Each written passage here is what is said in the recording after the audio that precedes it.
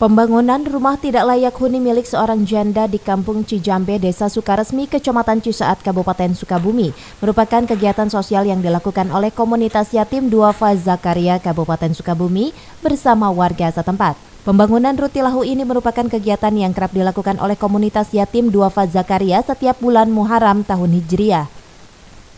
Alhamdulillah kegiatan ini saya juga pertama mengucapkan terima kasih kepada pihak pemerintah, pihak warga setempat yang telah membantu proses pembangunan rumah yatim Duafa Zakaria.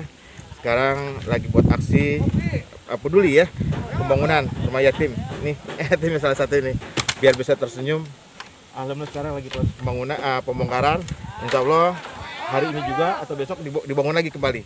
Kondisi rusak ini. Bapak aku masih ada, almarhum bapak masih ada 5 tahun. 5 tahun. Baru kali ini berarti baru kali ini dapat bantuan dari yayasan ya. Dapat bantuan dari yayasan. Bahagia, sungguh bahagianya saya bersyukur kepada Allah Subhanahu wa taala. Moga Gusti Pak Haji sing disehatkeun, sareng sadayana anu ngabantu sing disarehatkeun. Itulah abdi mah sakitu-kitu bahagia. Semoga komunitas yatim Duafa Zakaria semakin hebat lagi, semakin intens lagi dalam membantu masyarakat yang sangat membutuhkan.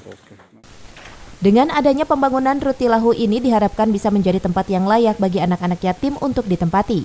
Dari Cisaat, Kabupaten Sukabumi, Iqbal Bakar melaporkan.